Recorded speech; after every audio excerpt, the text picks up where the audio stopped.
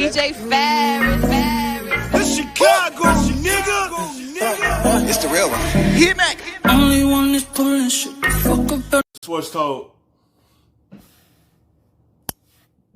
Here, Chris, who it's kind of related to your top 40 countdown. He says, who do you think will be the most improved quarterback in the NFL this season? And I thought that was a really tough question because we just mentioned with Lamar, how do you know? It's really tough to say if, okay, what you did this year, I think you can do better, unless you just go with raw talent, and you've seen enough raw talent with this guy. Do you think, I think he'll figure it out eventually, but how would you go about tackling that question?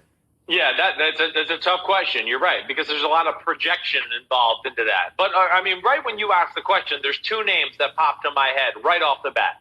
Hey, one, Kyler Murray, because, yes, I mean, to what you just said, Ahmed, you Kyler Murray going to make a big jump because they add on Hopkins. And that is a secure blanket right there. And he could go get the football. If he's scrambling and just throwing it up, and Hopkins going to go get it for him. It's going to elevate Murray's game. Like, he already had a good rookie season. Now he could duplicate that his sophomore year and really break out this season, because that's a big part of his career, of getting a top 5 wide receiver on his team in his early career. seen it. You're not an NFL scout or a coach, but you know, damn, that guy looks good when I watch him on TV, right?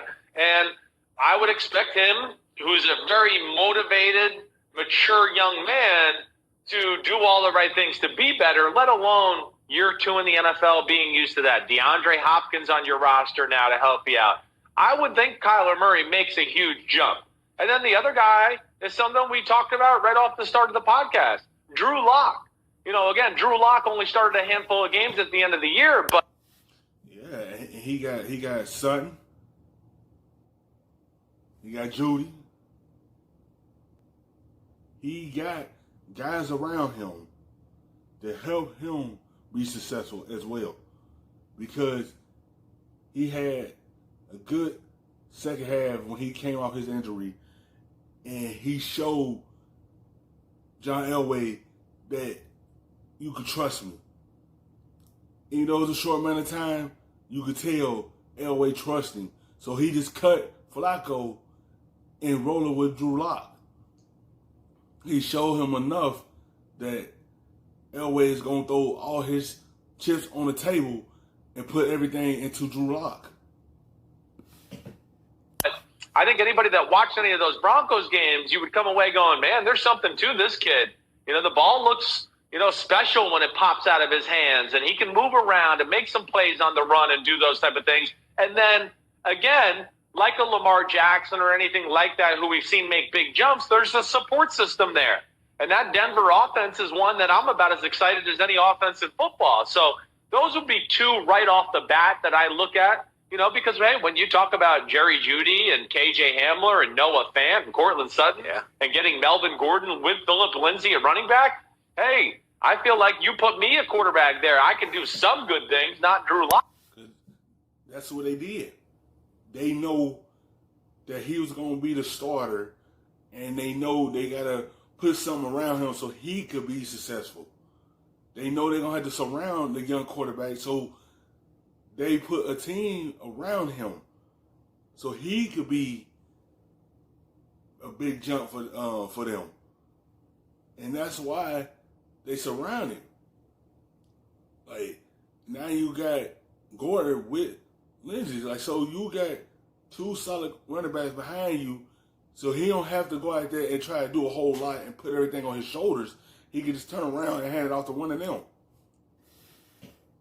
Good things that could do something, but I think those are two that jump out to me maybe more than any other for big years. And I'll throw Derek Carr maybe out there and be another one I'd say to watch out for. Yeah, I'd say watch out for. Yeah, because I was going to say, you see a lot of those players the rookie year and then that sophomore season to make that big jump, and so that makes more sense. And I was wondering if there are some veterans out there, even like a Jameis Winston, if he gets a chance to play under Sean Payton and can improve his game, elevate his game. But, yeah, why do you say Derek Carr? Because I see why you say that, because he got Ruggs there. The Raiders are looking for a true number one wide receiver to be able to have something that Carr could go to. That's what they like in. They thought they were going to get it from Antonio Brown, but that situation went left. So they had to roll what they had. So they went in the draft and got Ruggs, and hopefully he could be a number one. I think Derek Carr has played better football the last 2 years than maybe me or the media or the public have given him credit for. You know, I think the fact that we don't think he actually his style or, you know, his personality meshes with John Gruden, we're all just waiting for that moment to say, see, I knew it wouldn't work, you know. And it hasn't been perfect, but it hasn't been bad by any stretch of the imagination, let alone it hasn't been a great support group around him either at the wide receiver position. So they've made some. And that's what people have to understand. Your quarterback needs someone that he could go to. He haven't had a good support system since Amari Cooper. But they sent him to Dallas.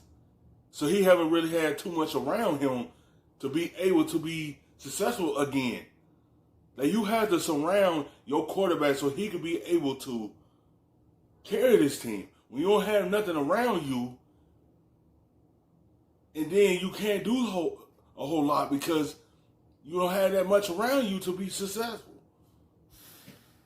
Improvements at that position. Of course, drafted Henry Ruggs. You know, Josh Jacobs being in year 2. That offensive line's good. They got one of the best young tight ends in football, and Darren Waller there already. So I just look at that and go, okay, Derek Carr, another year in that system. They put some more pieces around him. He's played better than people realized to begin with the last 2 years. I could see him coming away and making a big jump this year. I think those are 3 that jump to me more than any. Yeah. And then if you want one that I think people will think is a jump, all right, I didn't even think this answer would be this long, but for the same reasons as Josh Allen. Josh Allen in Buffalo. I don't know why some people don't want to give him credit yet. I don't understand that. But ultra talented, unbelievable arm, one of the best runners in the sport. And now they have Stephon Diggs, and they got a Zach Moss at running back to go with Devin Singletary, and it's his second year in that system. So I think those are 4 that really jump out to me to make big leaps. I knew Josh Allen was going to make it in there. I almost predicted it right off the top there. I knew he was going to be in your potential improvers.